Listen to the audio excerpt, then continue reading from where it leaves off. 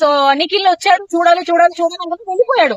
చూడలేదేమో అనుకున్నా, లోపలికి వెళ్ళి పాపం చాలా సిన్సియర్ గా అక్కడ ఒక రెడ్ గుడ్డు పడింది అనేసి అనగానే వెంటనే మన కిరాక్ సీత తీసుకురావాలి అనగానే వెళ్ళి తను చాలా సైలెంట్ గా వెళ్ళి గుడ్డు తీసి పాకెట్ లో పెట్టుకుని వచ్చేసాడు.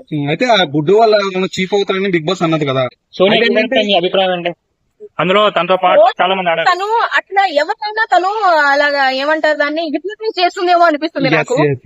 తనే హిప్నటైజ్ చేస్తుంది ప్రతి ఒక్కరిని చేస్తుంది బయట అంటున్నారు.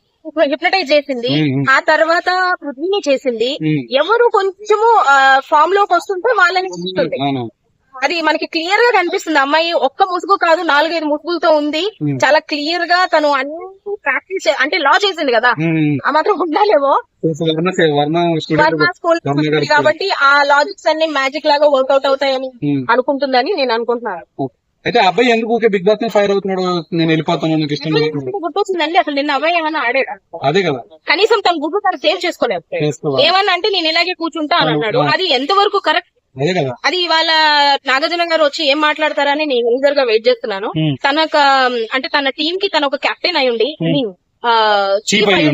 తను గైడ్ చేయాల్సింది పోయి వాళ్ళు ఎంతో కష్టపడి ఏమంటారు మన మణికంఠ 2 సార్లు పడిపోయాడు, చెవికి దెబ్బ తగిలింది, తలకి దెబ్బ తగిలింది.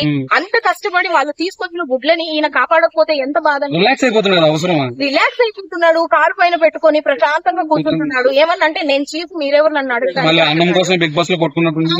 ఏమనుకుంటున్నాడు సైకోనా? ఆయన ఇష్టం, అది ఆయన డబ్బులు ఇస్తున్నాడు, ఏమన్నా అంటాడు. నచ్చితే ఆడు, లేకపోతే వచ్చే బయటికి. వాళ్ళ టీం అంతా ఫైట్ చేస్తున్నారు, ఈయన రిలాక్సింగ్ గా కూర్చుంటున్నాడు. నాకు అగేన్స్ట్ అంటే తను చీఫ్ ఓన్లీ తన క్లాన్ కి మాత్రమే, బిగ్ బాస్ కి కాదు. తను బిగ్ బాస్ కి కూడా చీఫ్ ఏమో అనుకుంటున్నాడు, ఏమో నాకు తెలియదు. అయితే అందరూ కొంతమంది పబ్లిక్ బయట ఏమంటున్నారంటే ఒకప్పుడు శివాజీ గారు కూడా ఎలాగ ఆడారు, ఆ గేమ్ ఏమైనా ప్లే చేస్తున్నాడేమో బయట. శివాజీ గారికి ఈయనకి కంపారిజన్ అవసరం లేదు. ఆయన ఆడి మాట్లాడారు, ఈయన ఆడకుండా మాట్లాడుతున్నారు. మీరు అడిగే ముందు కూడా కొంచెం ఆలోచించండి.